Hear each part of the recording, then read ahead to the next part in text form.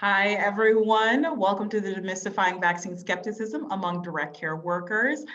We will get started in about 1 minute. We're going to let folks trickle in, let everyone grab that cup of coffee. This is going to be a really engaging, wonderful webinar. I've got great panelists, and so we'll give everyone just about another minute to come in, trickle in, get settled, and we'll get started. So just get your questions ready, and we'll get started in just 1 minute.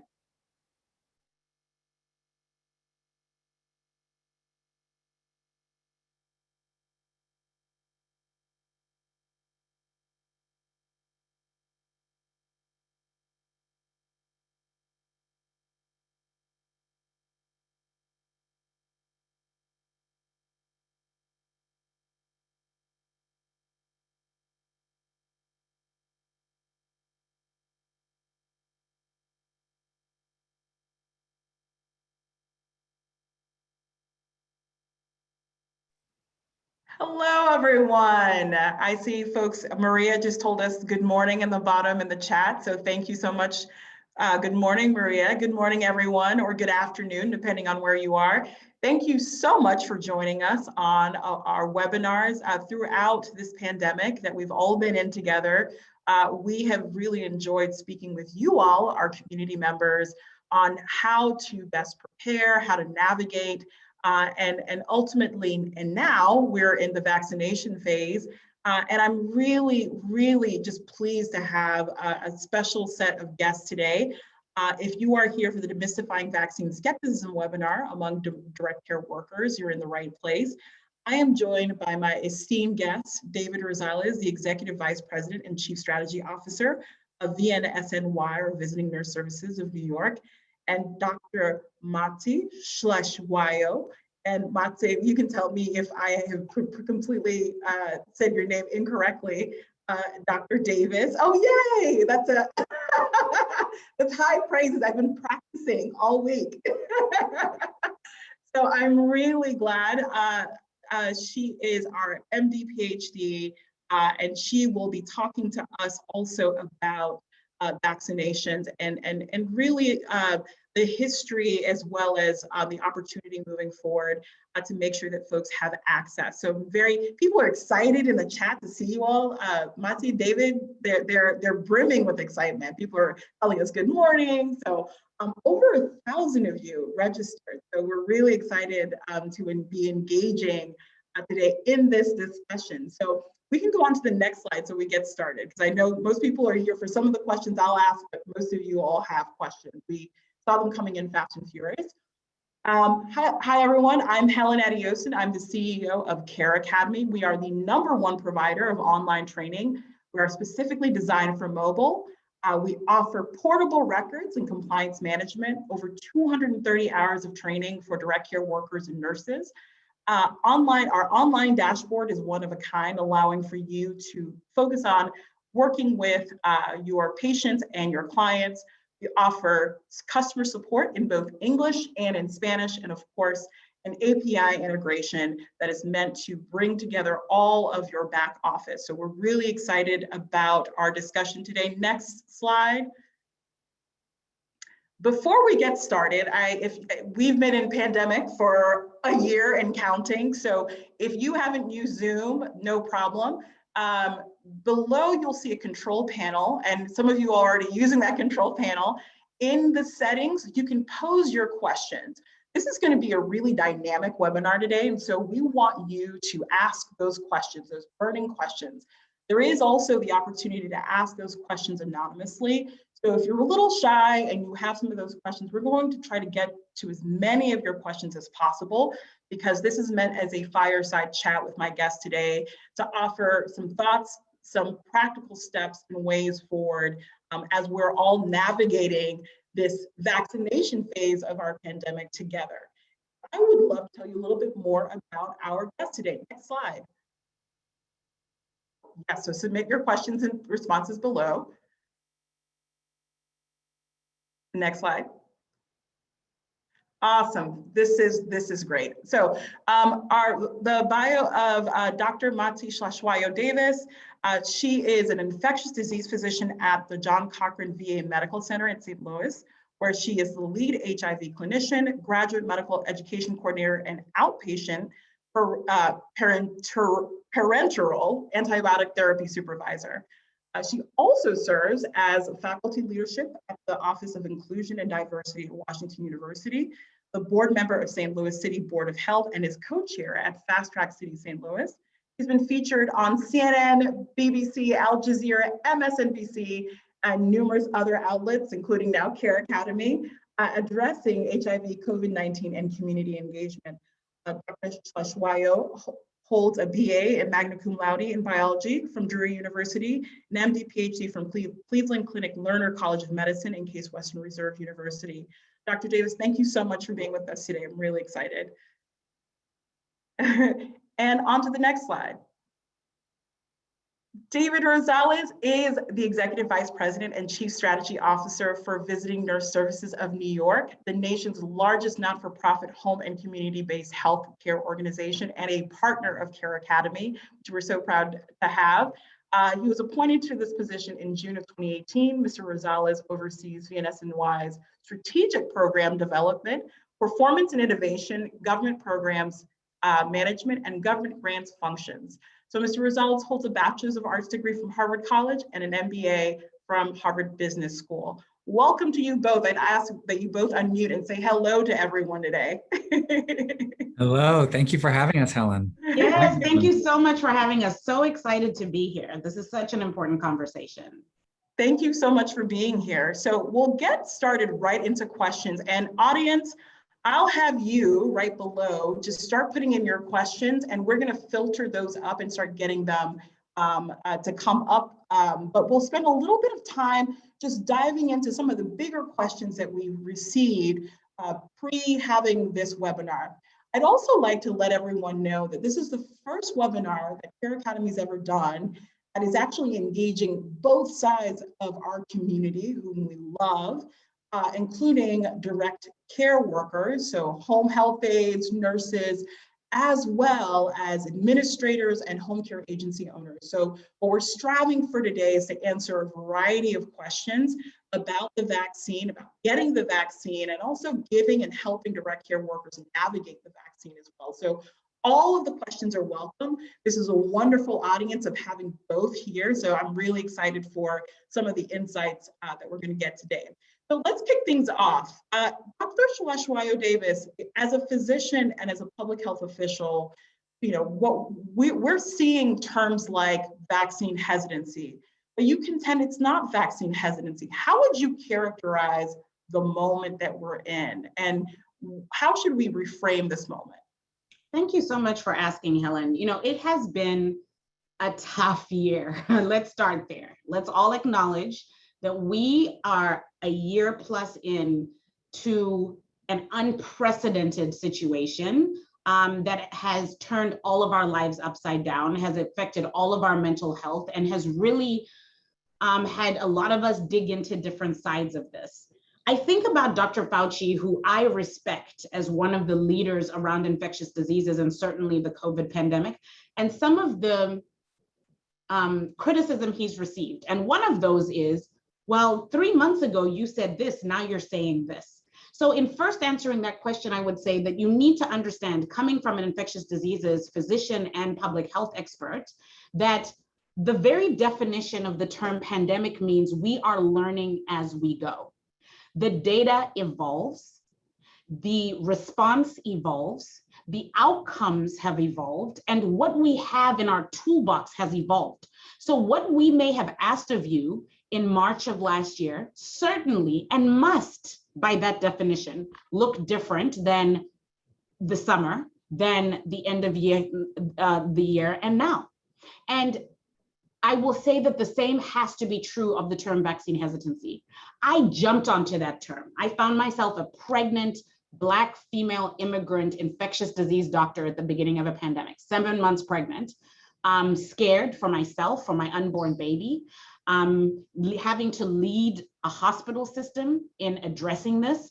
And then the acute and chronic trauma of seeing communities like mine disproportionately affected. So we saw Black and brown communities specifically have higher levels of disparities. We saw older people were impacted worse, right? We saw people with pre-existing medical conditions. And then we saw people from Black and brown communities were getting higher cases, being hospitalized at higher numbers, and certainly dying at much higher numbers. And we're talking 2 to 3 times higher and higher than their white counterparts.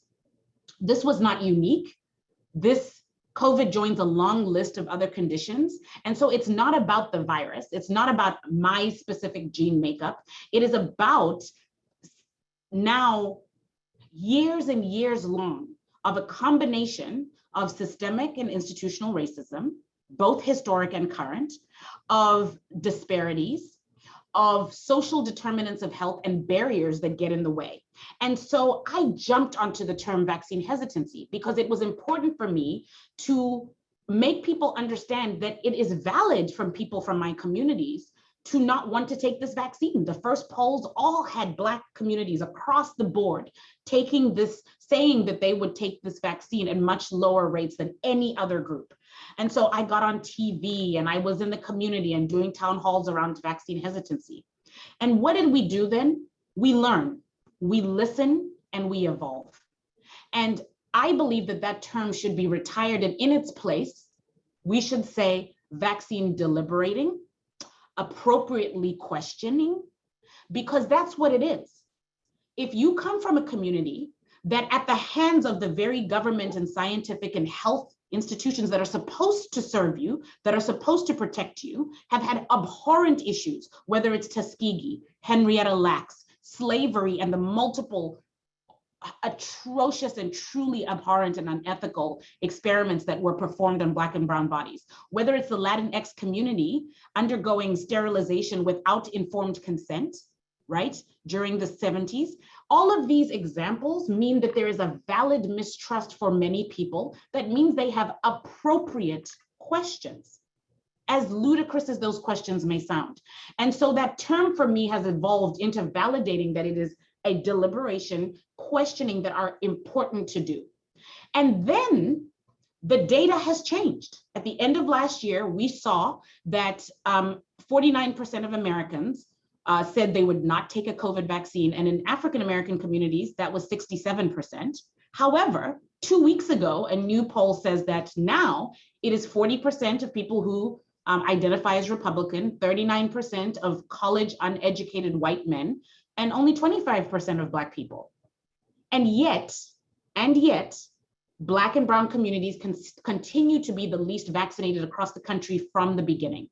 This is an access issue, and there are still people who have valid questions. That is how I would characterize the moment.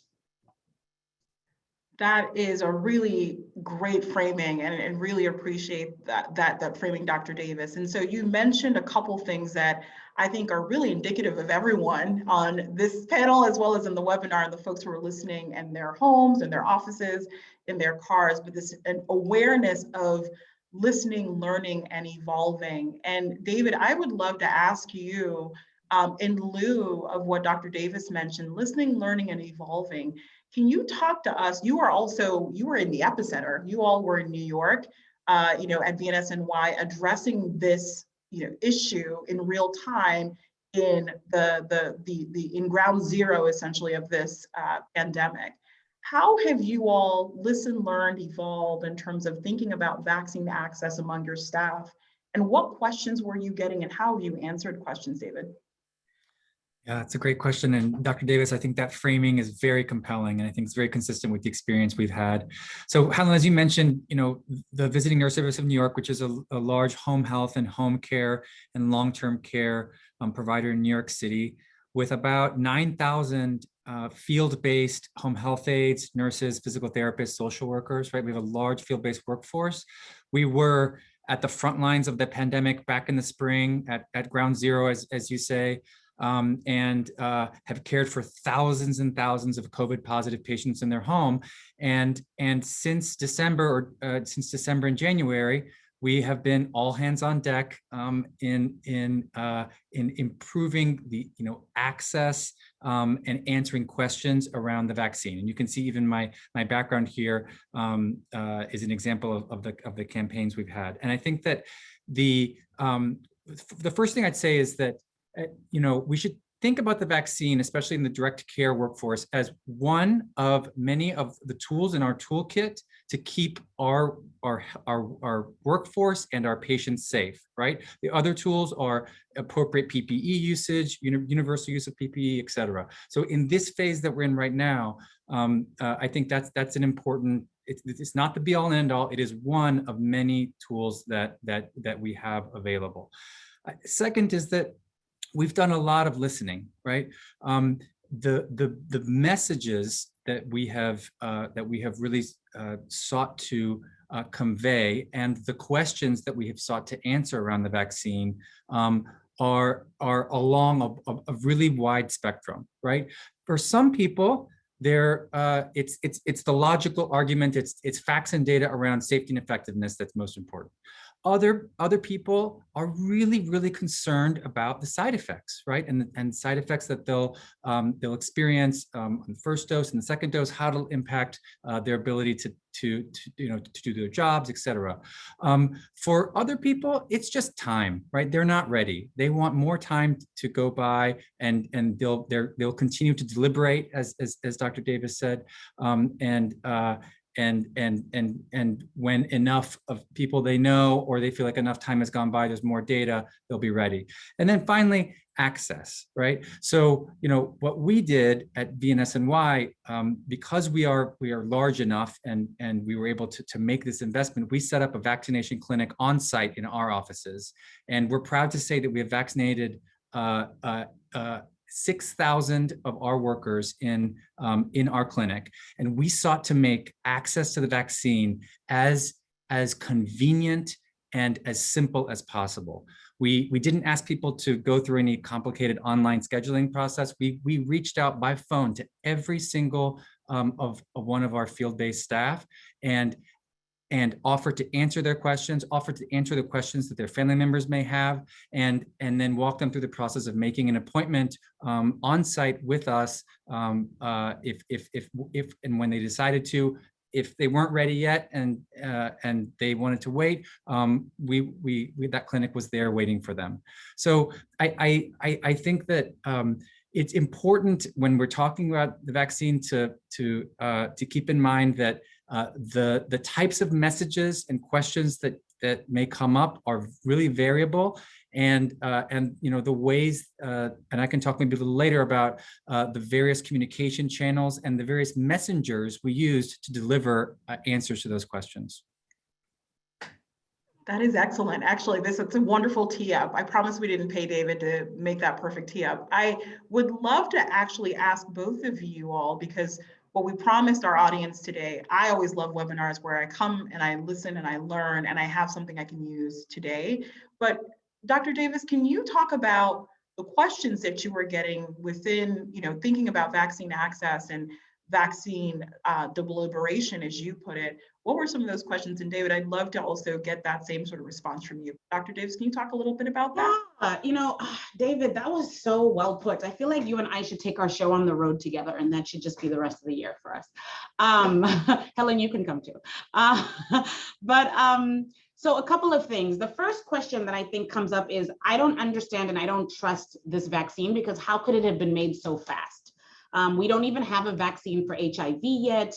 Other vaccines take years. How did this happen?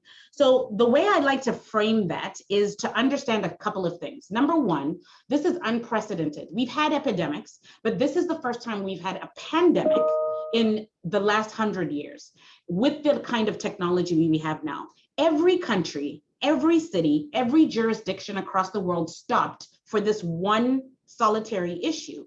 And at the same time, most academic centers, most research institutions, most pharmaceutical companies, there are more than 200 active trials for vaccines for COVID. That never has happened at that magnitude. All harnessed their collective intellectual and financial powers into this vaccine.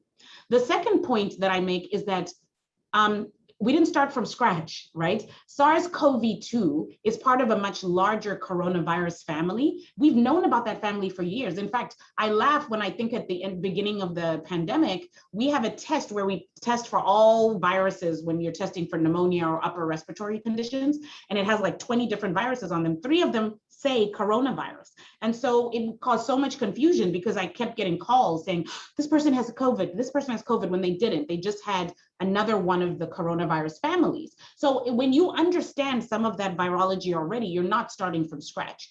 Additionally, the mRNA technology that was used, what is also in development, and I always love to champion my sister Queen. Dr. Davis, really quickly, what is mRNA? Can you explain that? Yes, you know, for folks in third grade biology, you know. Yeah. Thank you for asking that question. So mRNA is this part of DNA, the DNA that makes all of us who we are in existence. And the mRNA is quite simply a code in a small little tight coil, if you see the pictures, but it's microscopic, you can't see it in the eye, and it serves as code as how to develop all of the codes in our cells in our body. So in every single cell, there's this genetic code or mRNA that is being activated to produce proteins and other cells and all of the things that we need to survive in our body.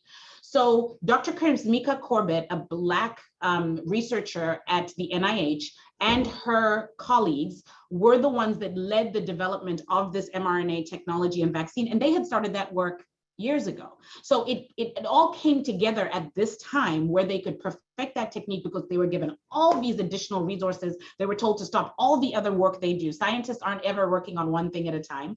And they were joined by their international partners around the world. The last reason why this wasn't a rushed thing is because, again, everybody stopped what they were doing. We had more people signing up to volunteer to being participants in clinical trials, volunteers, than ever before. So it was not rushed. Every single step was taken. And again, this is not just, oh, well, the pharmaceutical companies just want to make $1, so how can we trust them? There are checks and balances, external review boards at every point along the way to review this data. I sit on the board of directors for the minority interest group. So all the Black and brown doctors in infectious diseases who join the society sit on in this group, and I'm on the board of directors. I know people who are in the leadership of Pfizer from Black and brown communities, Moderna, Johnson & Johnson, the FDA, the CDC, and certainly these external review boards. So that's one of the questions. The other questions, and I won't answer them now, otherwise this will become a 1-hour lecture, but just to give a teaser of things that we can talk about if people are interested are, I'm a woman of childbearing age, I want to have a baby, I'm having a baby, I'm pregnant, I'm breastfeeding, I've heard this isn't safe. We can certainly address that. People with different conditions who talk about, I have diabetes, I have cancer, I'm on chemotherapy, I'm in this immunosuppression. I don't feel comfortable taking the virus, and there are no contraindications, but we can clarify that too. And then the side effects. People are very, very worried about side effects. I would say those are the most prominent questions I get around the vaccine specifically. That is great. I'm going to have David, I'm going to have you talk us through how are you, organizing ways to answer questions, and then we're going to get right into questions because I see them bubbling up and we can't ignore them any longer. So go ahead, David. Yeah, sure. So the first way is that we've been doing things like this, holding events like this. In fact, since December, we've held a weekly town hall where any of our 9,000 plus employees could call in, could submit questions live, and we've had expert physicians and other panelists available to answer all these types of questions, and we've been doing it week after week after week. So that's one thing, but that's not, we found that not to be enough. We also have been packaging facts and evidence in written form and distributing it over email for folks who process information more that way and really want to dig into the data. We've also been putting together videos where our staff, either before they were vaccinated or after vaccinated or in the process, right, as they're experiencing side effects, record either selfie videos or other videos that in their own words explain why getting vaccinated was important to them. right? Who they were seeking to protect in getting vaccinated, and in their own words. And that was also very effective as well.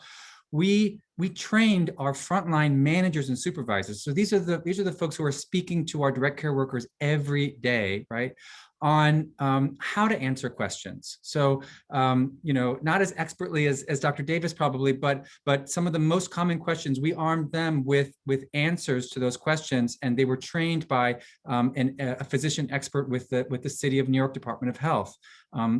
And though they were another sort of ambassador and messenger. And then finally, much of our workforce is unionized. We worked very closely with our union partners to sort of deliver joint messages and information to our direct care workforce.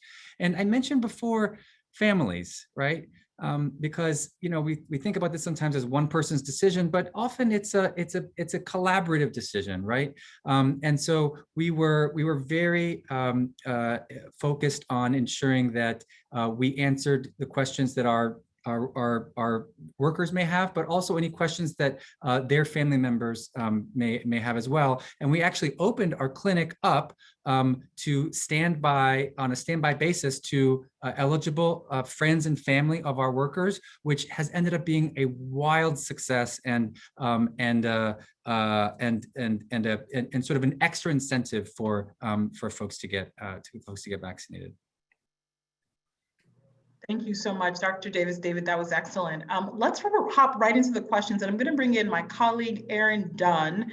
As we're getting questions, can you filter those up, and we'll just directly have our panelists answer?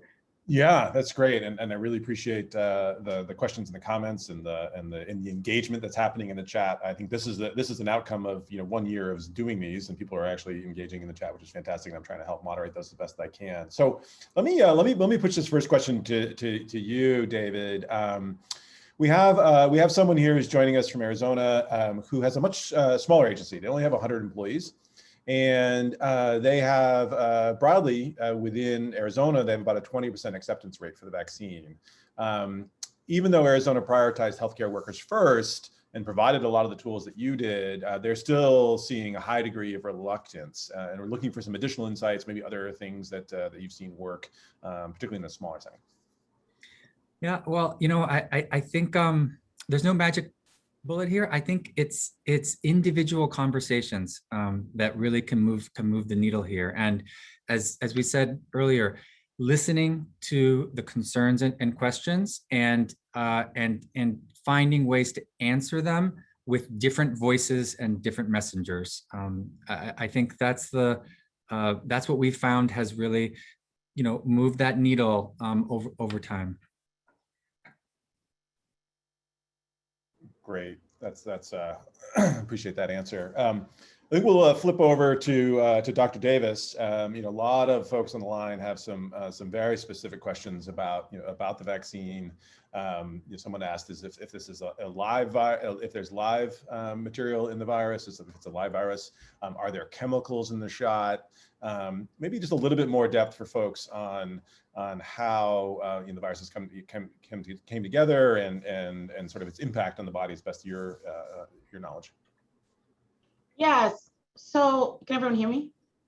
Yes. Great. I want to add some links in the chats to help with this. So bear with me. I'm going to try to do both at the same time, but which is never a good idea. But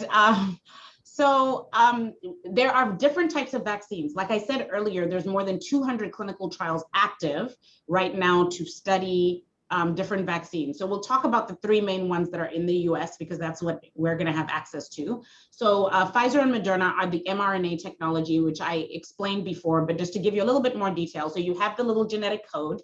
And what they do is they inject it into your arm, and then that mRNA goes into your body and it goes into the cells of the body, and it activates a code to say, make a protein that the immune system will recognize so that it can fight against coronavirus. So that protein is made, it sits on the surface of the cell, kind of signals, hey, I'm here. And then the immune system sees that and builds cells so that the next time it sees coronavirus, it can address it. Nothing stays in your body. The mRNA disintegrates. There is no active COVID in your body. So then the Johnson and then there's the Johnson & Johnson and other types of vaccines which have dead virus. So there are multiple viruses that we take since we're children. There's live attenuated vaccines, there are dead virus, and now we have mRNA viruses as well. When people think of this as like someone gives you a teaspoon and you're taking some virus today, and it's not like that at all. This is microscopic amounts that are dead, inactivated, so they cannot cause disease, and they are simply there to signal the immune system to make antibodies. Again, I'm a cynical person, so I'll even give you my cynical view, which is these companies want to make money. They want to make profit. I want to believe that they care about the world and they want to do good, but whether they want to or not is not my business. What I know is what they don't want is to be sued. And if there was any component of this virus, my friends, that could stay in your bodies and cause damage of any kind, they would never recover. It would be the suing of the century. And so in the same way that you take, polio vaccines, tetanus shots, influenza shots every year, these are similar, just different mechanisms that leave nothing in your body. There's no microchips, and no other things. And I never make fun of those questions because, again, if you come from the sort of communities and seen some of the things that have happened to folks, entire bodies of people sterilized from having children, then asking if there's a microchip in a virus is not a far-fetch. So I assure you that those external review boards that I talked about reviewed the data, looked at it. There were thousands and thousands. In one of the trials, more than 60,000 people enrolled, in another 30,000 for Moderna and Pfizer. That's over 100,000 people to date that we've been following. And these are safe vaccines. I'm going to put in the chat. So the CDC is my go-to. And one of the things that I like to tell people is trusted messaging and trusted sources are critical. And so for me, whether or not, if you have a mistrust of a certain group of people, that is your choice.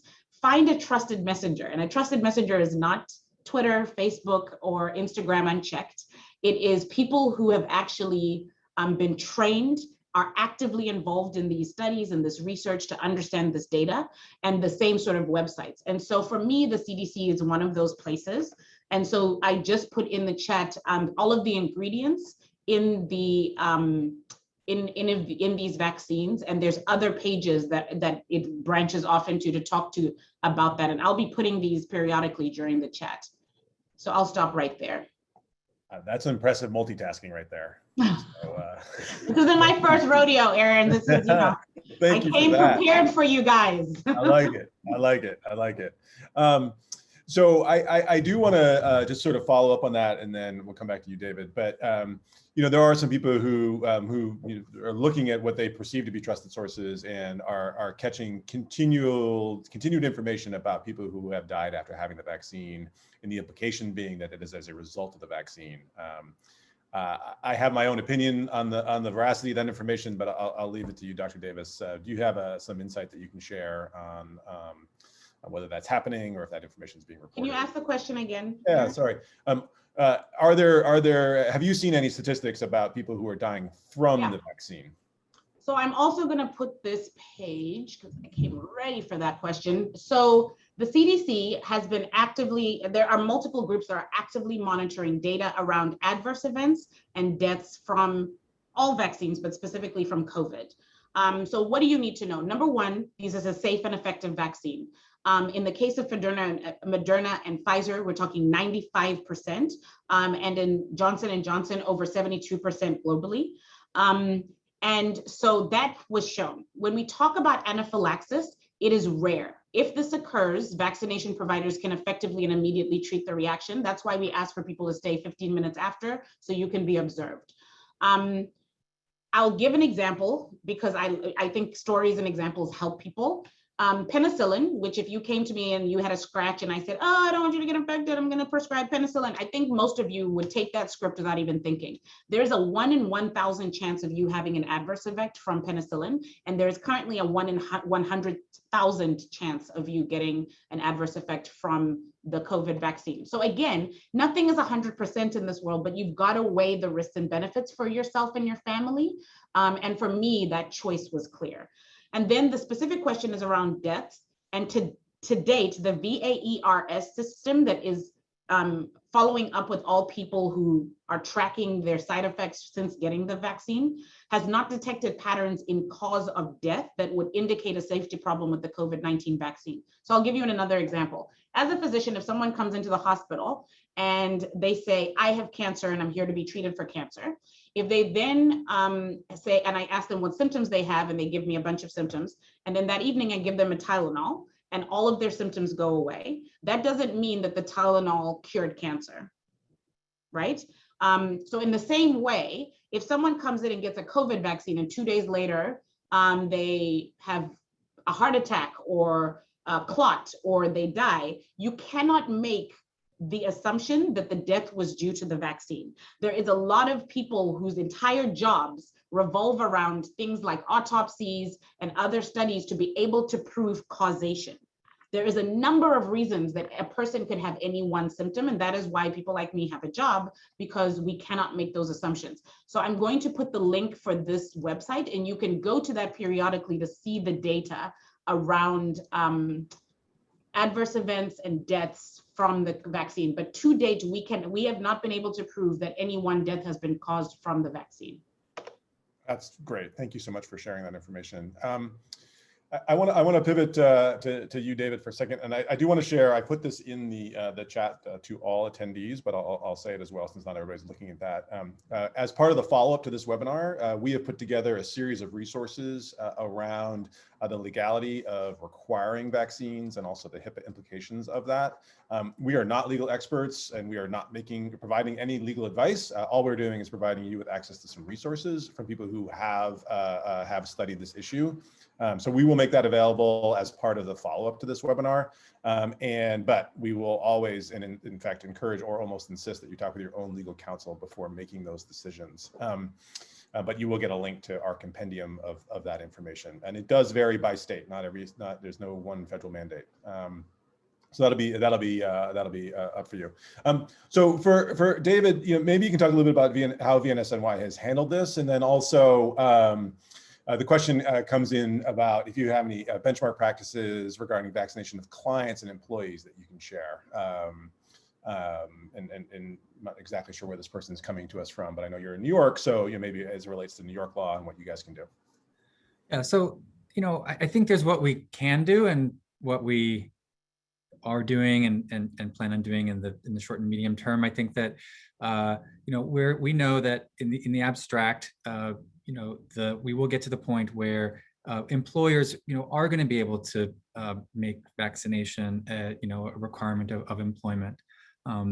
But we at VNSNY, that's not how we're thinking about the vaccine, and at least not at this point, right? Our priority right now is, as I said before, is to have a comprehensive infection control and safety program, including robust access to PPE and protocols around PPE, expanding access to vaccination, et cetera. So right now we like to encourage as many of our staff to be vaccinated, to protect themselves, even if they have had COVID, right? That's an important point, to protect their families and to protect the patients that we serve. So far, we're between 50 and 60% of our staff have been vaccinated, and we're seeing that number tick up every day. I think as more time goes on and as access really has started to improve, and we're hoping that by the summer, we see a real improvement in access and availability. So that's how we're thinking about it right now. We have no plans to make vaccination mandatory or a condition of employment. Have you follow up on that? Have you started to hear from some of your clients that they're either hoping for or asking for vaccinated caregivers? So that's a great question. We do hear that from time to time. What I would say is that we also, during the spring and during 2020, we also got similar requests from clients asking asking asking for a caregiver that was not also caring for COVID positive patients. And I think our answer then is the same as the answer now, which is that we have a very robust and comprehensive infection control program, which includes and has included robust access and use of PPE, and that continues to be the case. And so we are not, we answer the question to those clients in the same way that we answered the other requests in 2020. Got it. That's great. So thank you for that. Let's just switch gears back to Dr. Davis. A number of people in various ways, and thank you all for your questions, have asked a question along the lines of, the side effects of the second dose. So it's been well popularized for whatever reason that the second dose is worse than the first, and we've certainly heard those stories. And then sort of a follow-on thread becomes, does one of the three that are being used here in the U.S. have more side effects than the others? And what's your take on those questions? That's an excellent question. So phase 3 clinical trials are designed to look at the safety of a vaccine and the efficacy. So on the safety side, that's where the question of side effects comes into play. And what we saw in the Pfizer and Moderna studies, and also in Johnson & Johnson, is that there is a wide array of very minimal side effects that any one person can have, one or a group or all of, that last no more than 2 to 3 days. When someone says that, though, there are no absolutes. So when I say 2 to 3 days, there's always going to be outliers, right? Exceptions to the rules that may be a little bit more, but not much, or a little bit less, but not much. So there's a range, right? And then there's kind of the average. So I'll talk about my experience. I got the Pfizer vaccine back in December. My first shot was the middle of December, second shot the first week of January. I have a fear of needles. I'm the most pathetic physician you'll ever meet, a big crybaby, and my nurses love to make fun of me. Gave birth to 2 children scared of needles. And so I was quite anxious about getting the shot because of it. I will say that it was the least painful shot that I've had from all vaccines, and that I had no symptoms until about 6 hours later. After the first shot, my arm sort of felt, it's not even a pain, it's like this heaviness and this achiness that if you get the flu vaccine every year, it's similar to that, maybe a little bit more so. That lasted about 12 to 18 hours. And by the next day, the middle of the next day, I was symptom free. The same thing with the second shot. And it's funny because I consider myself a little bit of a drama queen. And so after the second one, I felt like maybe I was a little bit more tired, sluggish, maybe a little bit fatigued. And I was like, but you're a doctor working in a pandemic with 2 kids and you had a baby. So I couldn't tell what was the vaccine or just a bad day from a long week. But I will say that the list of side effects that have been reported include, but are not limited to, headache, fever, muscle ache, fatigue, nausea even or vomiting. Am I leaving something off? And the CDC will have the whole list. Like I said, you can have one of those, all of those. Oh, chills. And I remember chills because a girlfriend of mine called me after Johnson & Johnson and said, it's 72 degrees in the house and I can't stay warm. I'm shaking like a leaf. And I was like, yep, it's on the list. Have fun.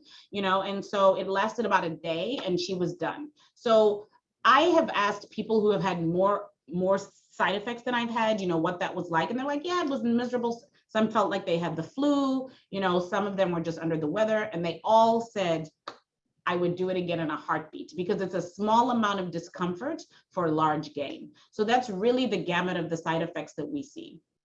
Yeah, that's great. And a follow-on question from the audience was, do you think that this will be part of our regular annual, we're just going to go in and get an annual booster, be part of our lives, much like other vaccines are?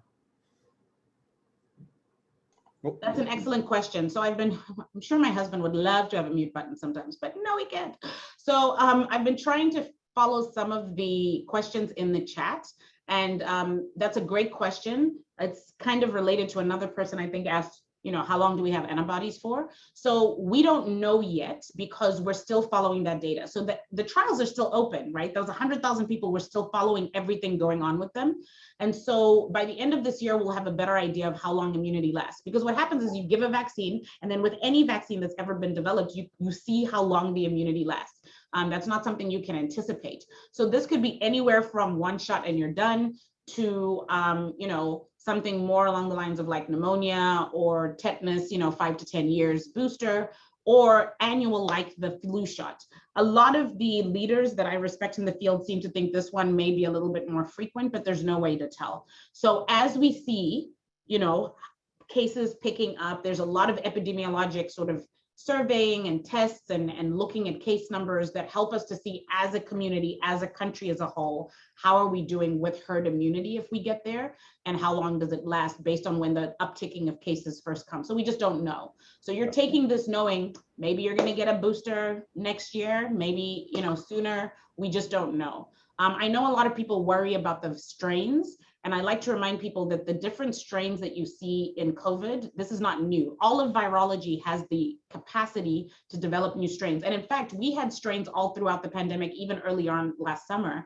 It's just that any strain could be benign or very severe. So what happened was we didn't start to see the more severe strains like the UK strain and the South African strain until more recently. And there's already been developing vaccines against them.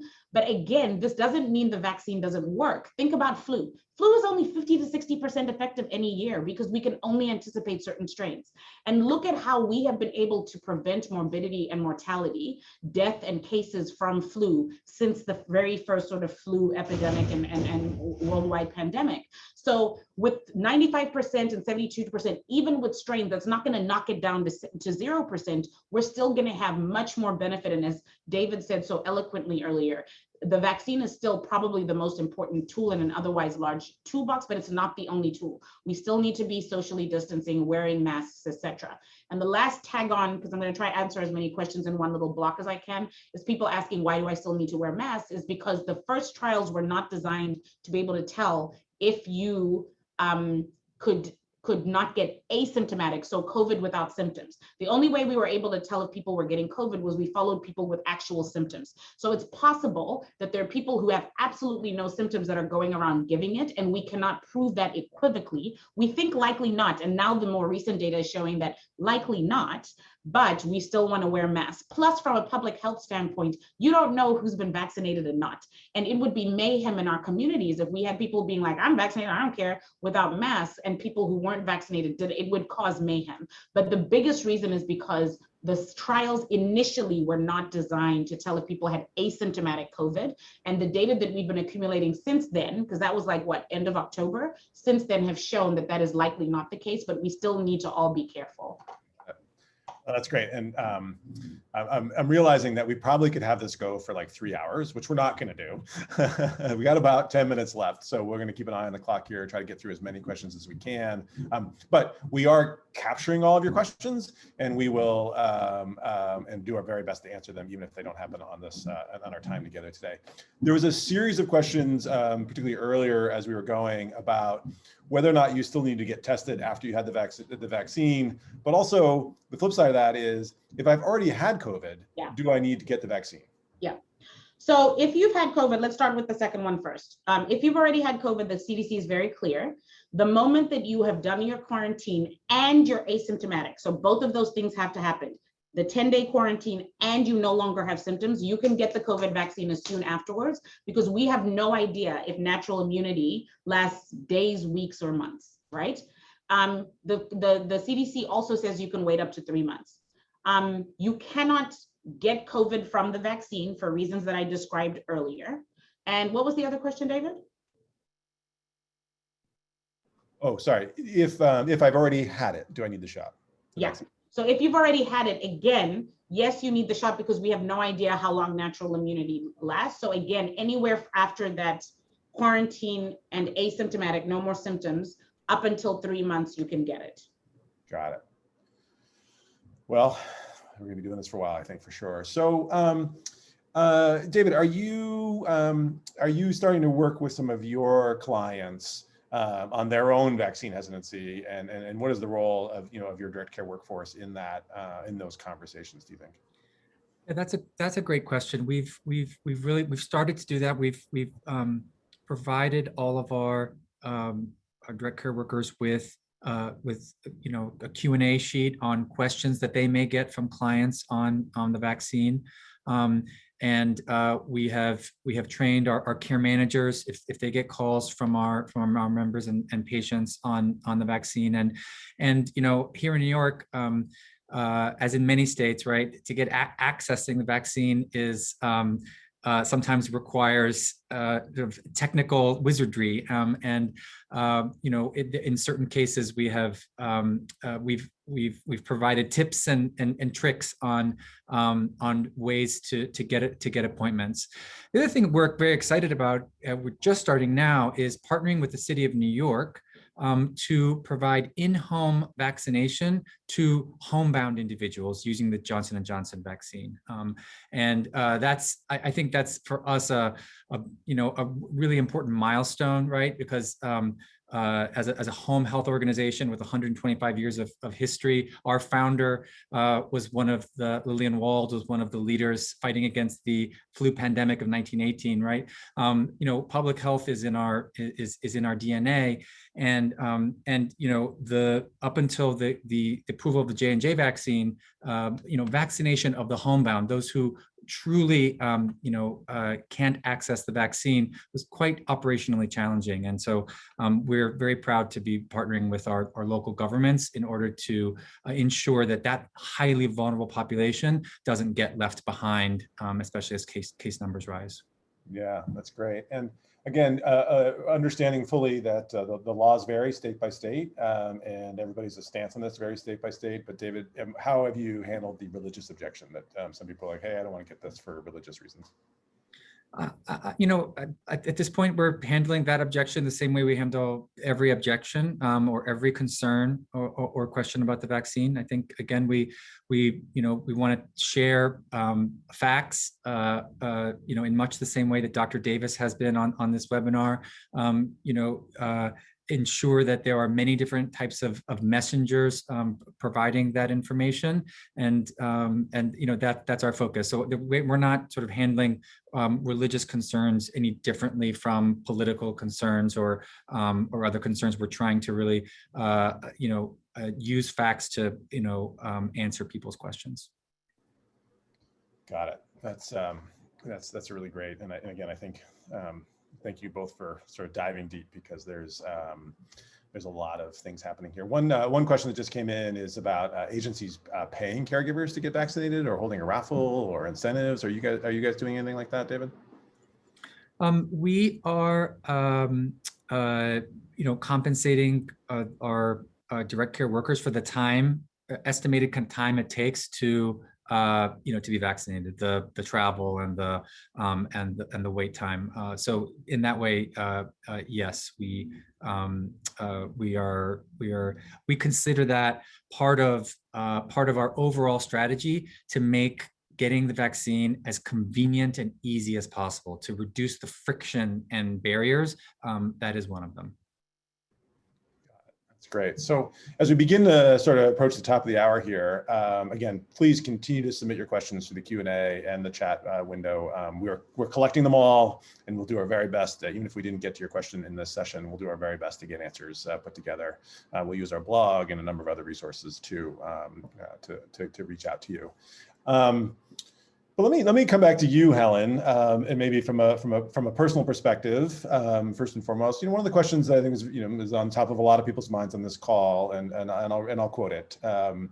Being African American, I'm concerned about getting the vaccine based on the historical treatment of Blacks. Why should African Americans trust this vaccine? And maybe you can share your perspective, Helen, and then we'll go from there. We'll start to wrap up.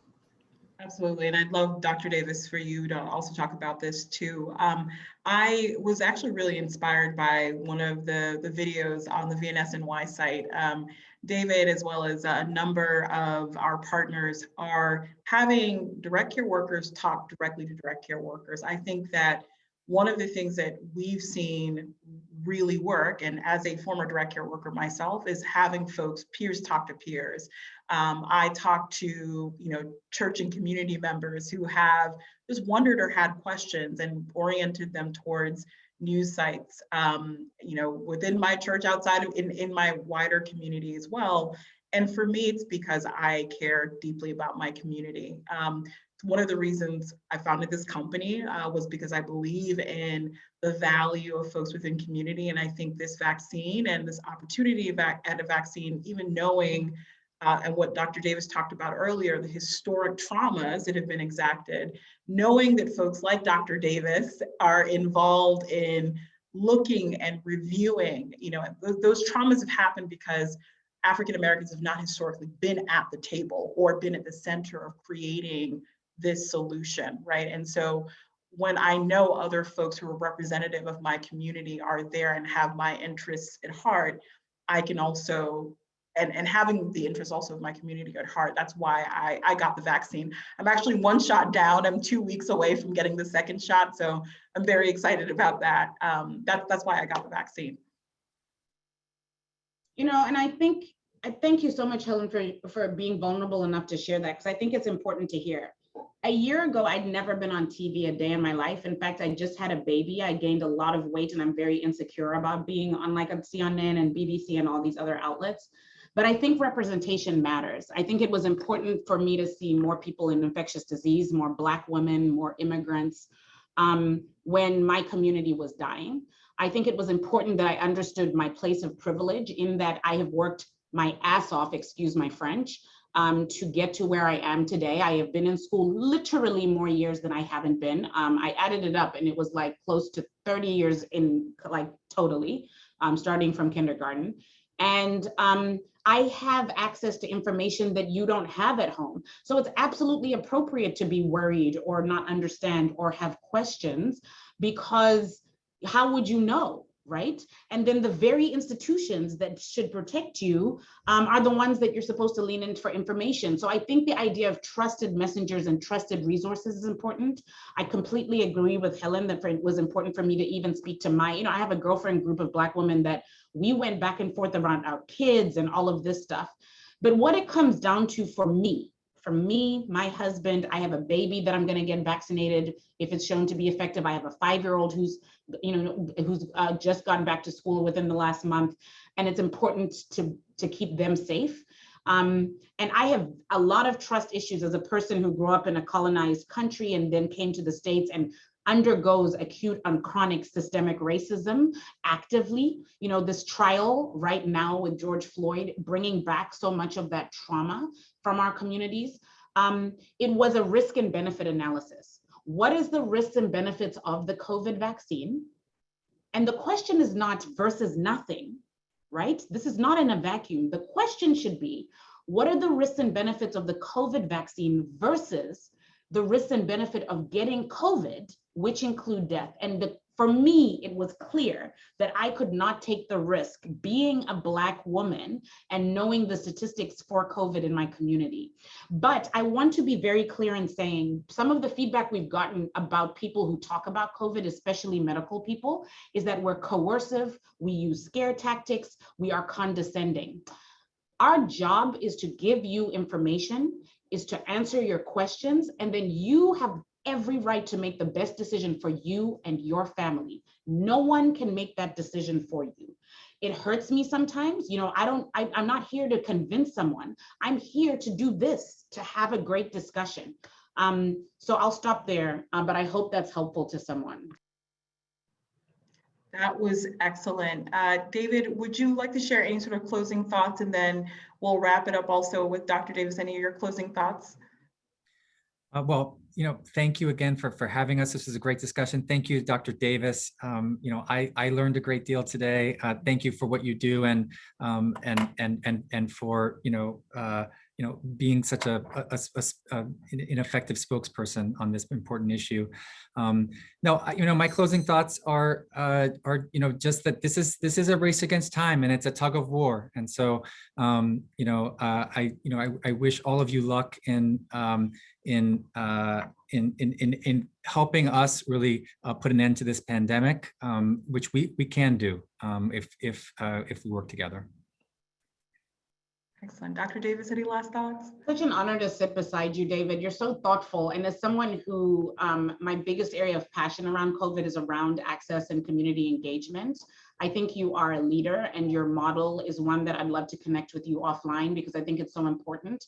The crux of my work right now is applying positive pressure, as I put it, wherever anyone will let me in my big mouth talk around getting these vaccines to people and overcoming barriers. We need innovation around transport for people who can't get to these vaccines. We need to understand that not everyone has a working phone or working internet. We need to understand what the barriers to communication and in people understanding are, and we need to overcome them. The White House has just recently dedicated just over close to $6 billion around access and education. I would go to the White House page around this to see what's happening in your communities to increase this. Community partnerships, trusted messengers, trusted resources, giving it to community partners that have led this work. I will close by saying that I'm going to put my socials. I'm on Twitter and Instagram, and I only say that not so that you can come see my pictures of my babies every day. And they're cute though, so you may want to log in just for that. But it's because I can't answer every single question. I do a lot of education and links to different talks or things I'm doing on those forums. I'm also very happy to come back if there's part 2. I feel so bad because I feel like there's like 50 questions we didn't get to today, and it's making me anxious. So I'm very happy to come back if you guys let your leaders know that you'd like to do this again, or for you to follow me and get your information that way. But I just want to really center Helen and Aaron. I have never seen leadership that has been so thoughtful about providing care and information and support in this scale. There were at the peak here over 330 people at one time. That is a testament to you and your leadership and your investment in the health and well-being of the people you serve. It's making me emotional, and I'm so grateful.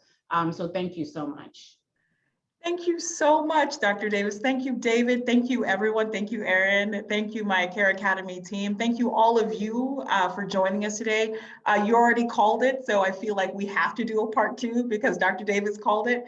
And we will definitely be following up with all of your questions. If we didn't answer them, we will also try to answer them, as Aaron mentioned, in the follow-up. Thank you so much, everyone, for attending the webinar today, and have a wonderful week. Get vaccinated, and if you have any more questions, let us know. Thank you, everyone. Bye-bye.